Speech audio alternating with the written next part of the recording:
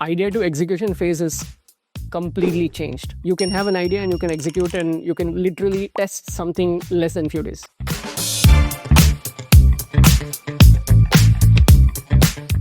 You can't talk in pixels, you can't talk in layouts, you can't talk in fonts, because that's a language which only you can understand and probably you and other designers may appreciate. What is giving you an edge is if you can talk their language. I come from an era where initially we had to struggle to provide value to someone. After a couple of years, the need started becoming apparent to customers, clients, companies, and now it's literally the central piece of the puzzle. The need for design has changed tremendously. The way the technology has impacted us in terms of designers and consumers, that has certainly changed. What is still not changed is fundamental human needs. It's still human and it's still for humans no matter what the technology is. So that has not changed.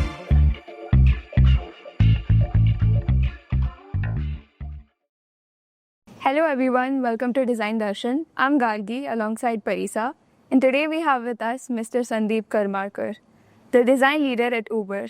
Welcome, sir. Thank you. Pleasure. Would you like to tell the audience a bit more about yourself and your work? Sure. So I'm a design leader at Uber. I have a design team which takes care of the mobility side of the work that we do, specifically for riders. So any average person who is trying to book an Uber, we call those individuals riders, which includes all of us. And when you go to the services tab, the kind of services that you see, my team ends up owning some of those services. So we take care of end-to-end experience for some of these services. Sitting in Bangalore, irrespective whether the service is in India or worldwide. So how did you get into the world of design? Interesting question. When I was in my 7th grade, I wanted to be a designer. I didn't know what this field was going to be like. I had a cousin who started doing bachelor's in fine arts, and all I knew was seeing her draw and paint some of those early assignments. I felt, yeah, this is interesting. I would like to do it. It only later manifested into design as a field. I just wanted to be an artist initially. Back in those days, I didn't know what design was. But I think my gravitation was towards the art form than the design form. Later, I kind of realized that design is more functional than art. But yeah, that's how it started at least.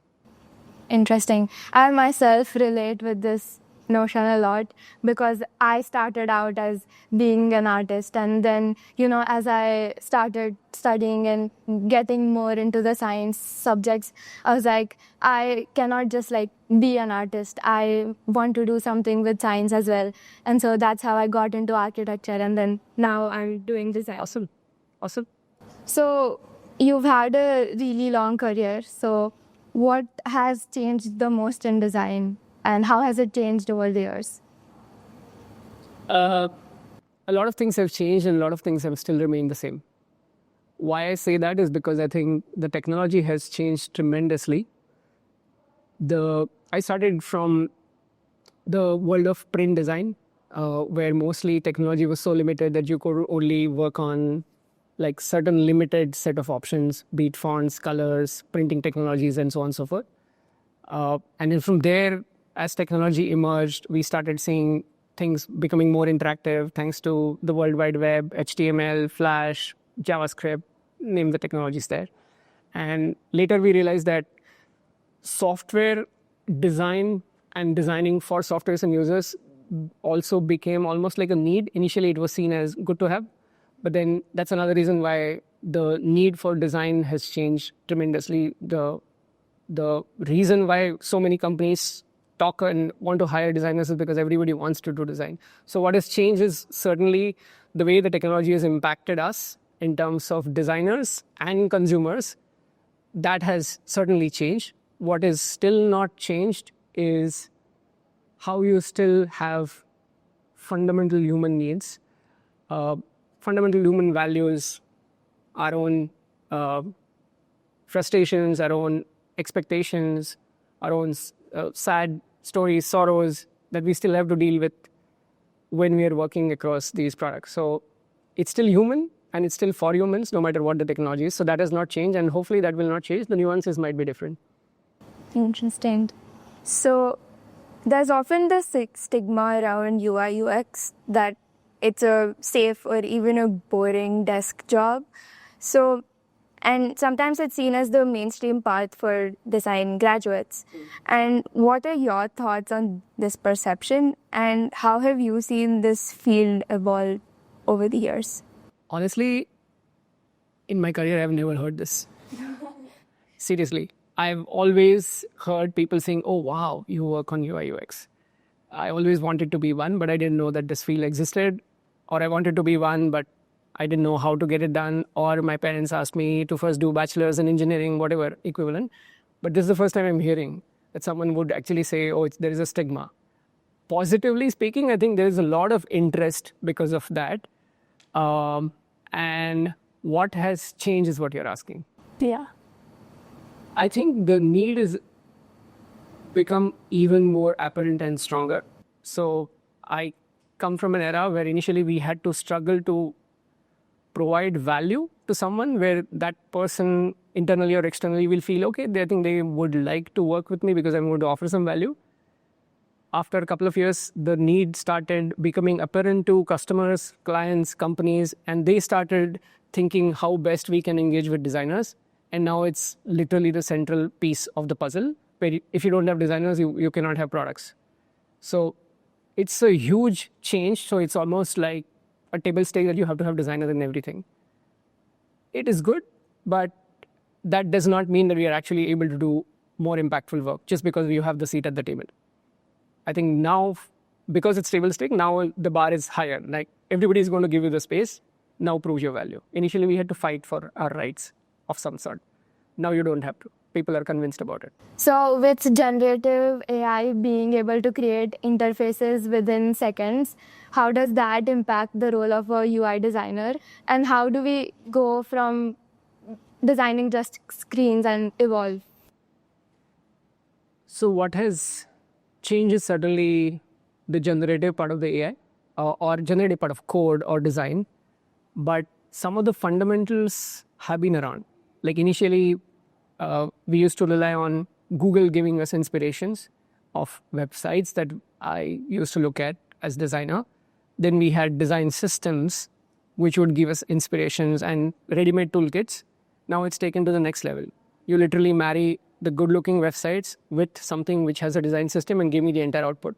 So the idea to execution phase is completely changed. You can have an idea and you can execute and you can literally test something less than few days, which used to take huge amount of time earlier. So what has changed is certainly that it will continue to evolve and continue to stress test the system the way we have been looking at it. What will fundamentally change because of that is especially early stage designers who probably just ended up doing things at their execution level without really questioning the why, is this the right thing and all that, will get eliminated. You would not need individuals who are just doing it for the sake of it without really questioning, is this the right representation? Is this the right thing that we are solving and all of that? Because AI will just do it. So what I'm suggesting is like how we ended up using other tools in the past, like Google or design systems. We probably have to use as designers one of these tools and ideally influence what the AI is going to do so that we don't feel that we are out of job. But with all that we know and our design expertise, we can actually create better future. At Uber, you're leading mobility design across multiple verticals. And what does it mean to design for both riders and drivers? And how do you balance their contrasting needs? It's a great question. Drivers and riders are two sides of the same coin. When we try to optimize something for the riders, we have to consider drivers into the picture. For example, intercity as an example. If you try to optimize it for drivers because drivers' needs are taken care of, at times you will feel the riders are unhappy about it. Like for example, if you take a ride from here to Pune, between Mumbai and Pune, naturally it's going to be a 4-hour ride. The drivers would ideally like to have some break. Similarly, riders and drivers both would like to have some break. How much of that break is okay versus not okay? Do we inform the drivers that yes, there is probably a break of 10 minutes, 15 minutes, which is going to be okay? How do you let riders know, ideally do what is right for the drivers also?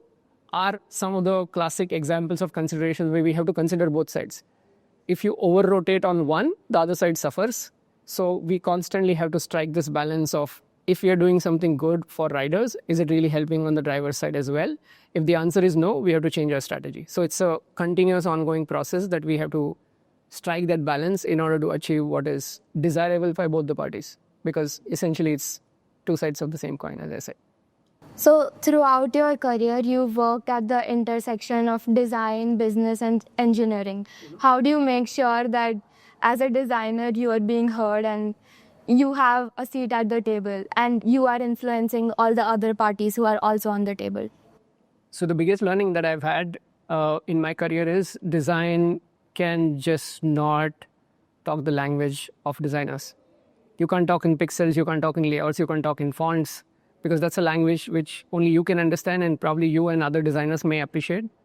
But when you want to win an argument, especially working with business and engineering, what is going to be giving you an edge is if you can talk their language. If you can translate a particular screen into a language, which is a business language, which may say, if we actually end up going ahead with this font for this pop-up, our users are going to be positively benefited because we know that they are actually facing a problem. You're talking about business, you're talking about converting this into engineering that you know that this is doable. So suddenly you will have a lot of appreciation that you are not just trying to paint a picture. If you do not understand technology, someone had told me, if you don't know how technology works and if you're going to just put things out there, it's almost like a painting, because it's realistically never going to be possible. So I therefore believe that for you to have the seat at the table and gain from it, you should absolutely know the technology. And then you definitely talk the language and really talk from a business angle as opposed to design angle. Yeah. So speaking of language with designers, we've explored storytelling through various fields like filmmaking and research through our previous episodes. How do you approach storytelling in a data-heavy environment? And especially when designing things where complexity can easily overwhelm the user? Oh yeah. I mean, there's enormous amount of complexity. So one of the jobs that we do as designers is we constantly have to eliminate the complexity and present in the most simple fashion. That's our job as designers, right? So one of the tools that we use constantly is instead of looking and getting carried away with the data, try to have a representative user set and present a user journey where you actually almost go back to some of the problems that you know that users go through. For example, if somebody is looking for a cab and if they're not getting a cab, try to paint that story end to end as opposed to doing in any other way, because the empathy and the situation will actually create and trigger certain things and urgencies and emotions that people can relate to. Because again, it's a human problem. Enabling that through technology is going to be effective, but unless you understand why humans are going to be using something, unless they see a benefit of that, it's going to be super hard. So that's one of the ways that we've always seen that has been effective, that you tell a story from end-to-end perspective and how users ultimately are going to be benefited based on whatever suggestion that you're going to have. So does the narrative matter more than accuracy? It depends, I guess. For not every single idea, I mean, you can't have a generic rule where the narrative is actually going to matter more than the accuracy. At times, the accuracy is the most important thing that we can't deny. So in scenarios where you're actually trying to introduce something very, very different, maybe the narrative is going to matter a lot. But at times when you have data which suggests that X number of times X type of users are going through Y sort of issues, then the accuracy is the king. You cannot have a narration there, because especially Uber or companies like Uber, all the SaaS-based companies heavily rely on data. And if you do not have the accuracy, it is therefore seen as it's your gut feel. And we have a data-driven design. For every single thing that we do, we have to have data. And if you do not have the data, it's going to be challenged. And that's how just the entire ecosystem is. So you're going to be substantiating your decision solution based on the data. And you can't just say, I feel. Well, nobody cares about how you feel. You have to be able to give significant data, or at times you say, I have a gut feel and my narrative is that I would like to try this out, which is okay if you don't have data. But when there is data, you cannot go through the narrative side. When there is no data, then perhaps you can. So ideally, we do a combination of user research and the data science, which is one is the qualitative data, the other is the quantitative data. That will give you a complete picture. Yeah, but it's rare that companies have both. So what is the trade-off of cutting back on information for a better user flow? And how are these decisions made and who makes them? So, I mean, see, typically every decision, and not just Uber, but any particular company that goes through, there's always teamwork. So who takes those calls? Of course, the entire team. In some scenarios, design might be driving some decisions, but not necessarily. One can never say that it's one team, one person who's calling the shots. It's the entire team. And at times we have to decide which approach is better, again, depending on the data, depending on some hypothesis that we are going to make. And whenever we have the question, we try and ask based on some of the company values that we have. And every company may have different values. Design may have different values. But some of the values that we have at Uber are like, do the right thing. When we are confused as to which is the right way, we have to go back and say, are we doing the right thing? The other value that we have is see the forest and the trees. So you should be able to go micro as well as macro at the same level. Build with heart is another value. Are we actually building it with heart? So if there is a decision where, let's say, between product managers or engineers and designers, if there is a misalignment on which approach is going to be working well, we don't do it at the cost of burning some bridges. You're building with heart. We say, okay, fine, we disagree with what you're saying, but we commit to it. The same can happen on the other side. Not every single time everybody's going to agree with everything that you're going to suggest, and vice versa. But we still have this empathetic angle of, let's build this right. Let's build this by the users. Let's see the forest and the trees. And that's how we do it. Wow. So speaking of decision making, you worked at so many companies throughout the years and you've held leadership roles. How has your style of leadership and your approaches evolved over time? Very interesting question. I fundamentally believe that leaders are nobody without followers. You have to have followers. You can't just call yourself a leader. And especially in leadership positions like manager, senior manager, director, you happen to have a title with the leadership.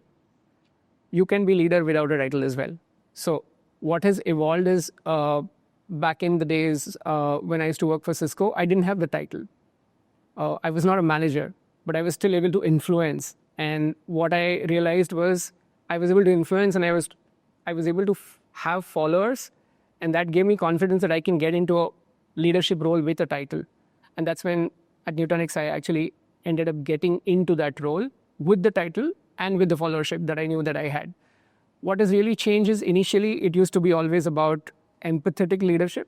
And that's one of the differentiators of my leadership style versus others that I have seen, that I've heard as a feedback from my own team. What has changed is it used to be extraordinarily high EQ. That's my personality, more of high EQ than the IQ. But I've realized that at times you have to be also very cutthroat. You have to be extraordinarily assertive. And recently I have started acting like a bad cop where at times my team would need it. That's not typically my style, but as a role I'm expected to do it. And that's the leadership change that I have seen. Certain scenarios have also made me a better leader because I've had folks in my team who were struggling for different reasons that were not known to me. And I would, of course, assume that everybody is in the same boat, like in terms of everybody has some of the challenges, but until they came and told me some of the challenges, I was absolutely not sure about how to handle them. So that also made me even more empathetic, but at times I had to take some hard calls and despite of the challenges, communicating what is expected out of them. And all of that has really made me a better leader. So it's almost getting into almost like a servant leadership style and high EQ leadership style with some bit of assertiveness and cutthroat communication is what recently has changed.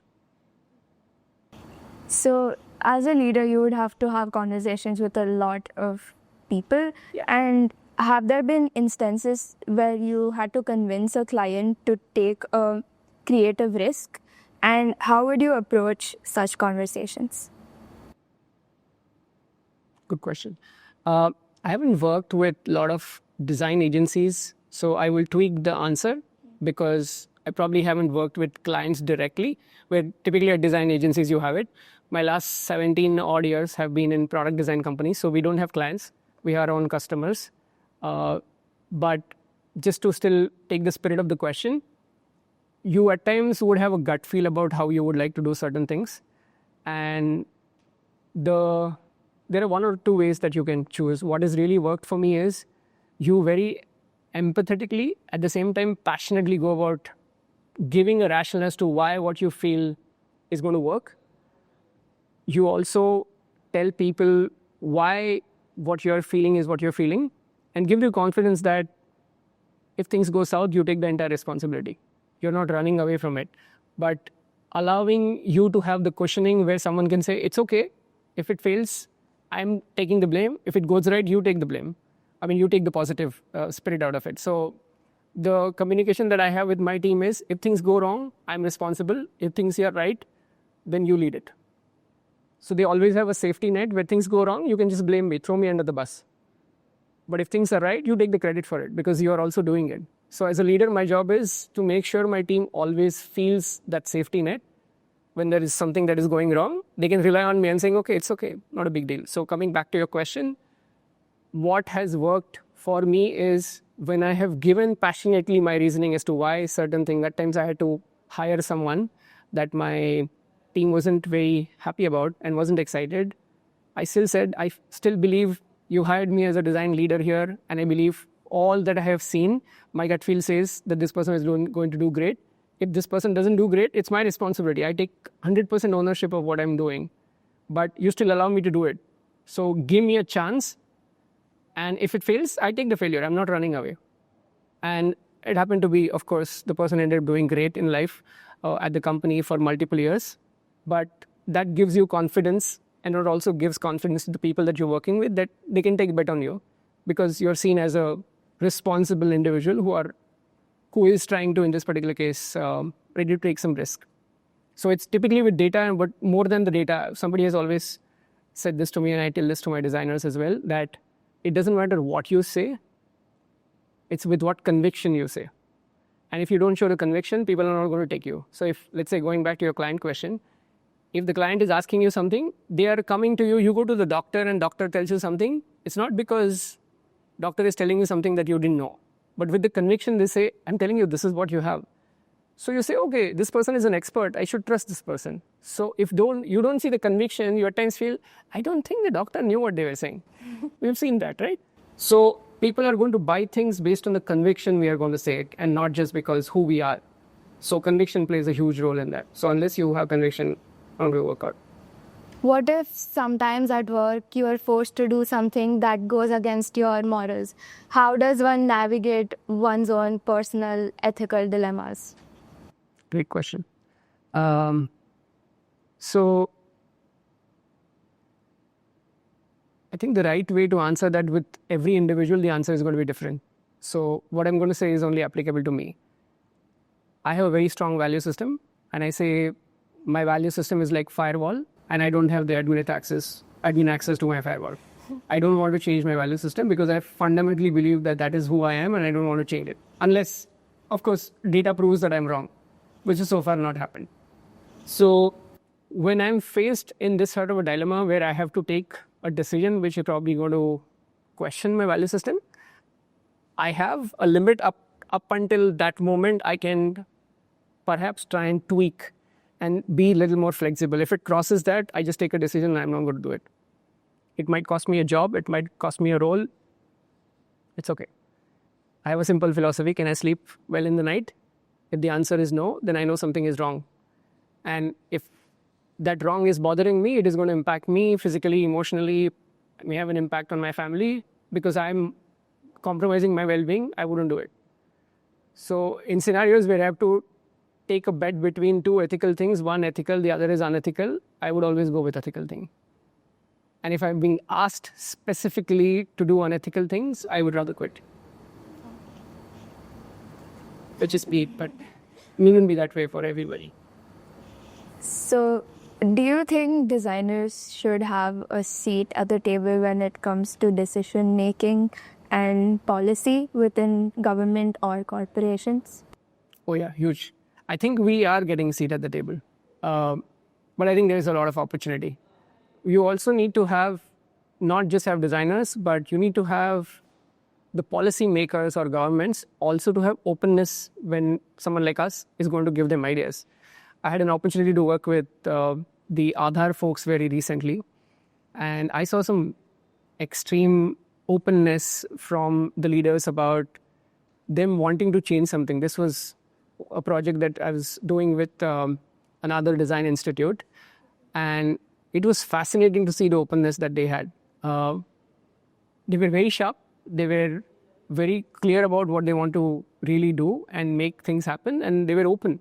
So only if there is an openness, you are going to probably be seen as someone who's actually trying to make a difference. Otherwise, you're just going to hit a wall. We might have a seat, but what if the seat is not giving us a door and we are just banging against a wall? Both sides are important. Yes, we need to have the seat at the table, but we also need to have someone who's even listening to us. If they end up doing things our way or not is secondary, but we feeling that somebody is there to even listen to us, care for what we are seeing, listen a very different perspective, if we have, that's important. And I think I'm seeing some of those things coming in. We need more of that, certainly, but yeah. So, do you think it is our job as designers to encourage more inclusiveness and fair business practices? Yes, we are part of the team who will make this happen. We alone can't do much because, as I said, it's a teamwork. But yes, we should certainly promote all of that. I'm really interested in your project of Aadhaar that you just mentioned right now. Could you please elaborate on what you worked on and how was it working with the government? Sure. I don't know to what extent I'll be able to give details, but I'll be at times cryptic about it because I don't know if the institute would like to be named here. But we had given a design assignment to the design students to redesign the Aadhaar mobile app as part of an educational course that I was teaching. And I did not know that the assignment would actually make its way all the way to the Aadhaar office, where all of the students who worked on the assignment had an opportunity to actually present their entire outcome to the individual who actually is a very key stakeholder in Aadhaar. And fortunately, I was called to be in that meeting because I was a teaching faculty for these students. And it was phenomenal to see, almost like a proud father moment, where you see students who worked with you on something having an opportunity to actually present it to folks at Aadhaar, and the openness and the kind of questioning, curious questioning that I saw authorities were doing, and saying, okay, I think some of these are low-hanging fruits, we are going to make them happen. And I was like, okay, is that all?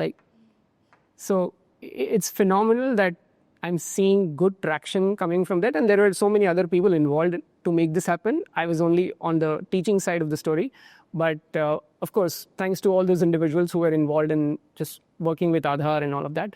But it's super important to, at times, getting that exposure. Like students, imagine your college assignment, you have an access to actually go present it to someone who is a corporate who can make things happen. It's as good as it can get. So that experience gives me hope and positivity that yes, we are there in that process, and wherever possible, I think we can make the impact. So, as someone who interacts with a lot of young designers who are about to enter the industry, what are the traits that you look for in designers today? Good question. Attitude, curiosity, and what else? those two are the biggest one for me. So my hiring philosophy in general is attitude over skills. If you have the right attitude, you can acquire skills. What is the right attitude? Oh, you wanting to learn, showing curiosity. In the managerial context, this has a fancy name called growth mindset. Growth mindset is you constantly wanting to learn what you don't know, but essentially it boils down to fundamentally seeing curiously what is it you don't know, what is it you need to know. Within that, how can you acquire it, and how do you repeat the process every single time when you're going through something. So to me, I have bet on people who did not have the skills but has given me enough and more confidence on the attitude side, honesty, and I've taken bet on them. And it has always helped me. So that has become my hiring mantra. So curiosity, honesty, attitude are the three biggest things that I look for. So there's different points in a designer's journey, and when you're starting out in your career, you can make two choices, right? You can either go for money or you can follow your passion. How does one navigate this decision making? There are probably a couple of school of thoughts in this. I am from the school of thought where you follow your passion, money will follow. Not necessarily it may work for everybody. At times people may not even know what they're passionate about, but it has worked for me. I wanted to be a designer, as I said in the beginning. I was never bothered and driven by money. I knew nothing about how much money I would end up making, but eventually it averages out. On a horizontal scale, if you look at time from 0 experience to whatever number of experience, eventually you will make it. And at times, the longer you stay in a particular place, the harder it becomes for someone else to replace you. So the money anyway will follow. But if you go after money, the trends will keep changing and you constantly have to chase those trends, which are anyway constantly changing. So you'll almost feel like you've been tossed around. Because money is in one thing now, it might be in something completely different tomorrow. And you will have to just constantly chase those things. So I don't belong to that philosophy. What's one book or a piece of media you would recommend to our audience? Whenever you ask me just what is that one thing, I always feel it's going to be not right for me to say what's the second best, third best and all that. So it is problematic always. But so there is a book called The Laws of Simplicity. Is by John Mehta. John Mehta was a engineer turned designer turned educator, entrepreneur almost. What I love about that is I'm passionate about simplicity. And the book actually talks about how to make things simple. You can not just design. General how simplicity is as a subject is what the book is. It's a very small book, but it has predominantly helped me to understand world in a very different way. If I were to give you one more book that has fundamentally changed the way I looked at soft skills, especially presentation skills as a designer, because that's something that I had to acquire. I didn't have it from the beginning. There is a book on TED, all the TED Talks that were analyzed by this author. So the book title is Talk Like TED. And it analyzes some of the most well-received presentations and what was the strategy that really worked for those speakers. And you suddenly feel, oh, wow, there is some pattern here. And if you end up learning about those patterns, you actually can do awesome presentations. And I've actually applied some of those techniques in my own presentations in my career, and it's tremendously helped me. So is it about design? No. It's about all the additional skills that I think a designer would need to have in order to sell yourself better or present yourself better, present your team better at times. So those would be two books if I were to answer. Thank you so much for the recommendations. It's been great to have you. Thank you for such an insightful conversation. Pleasure. Thank you for having me here, and I had some great time. Thank you. Thank you, sir.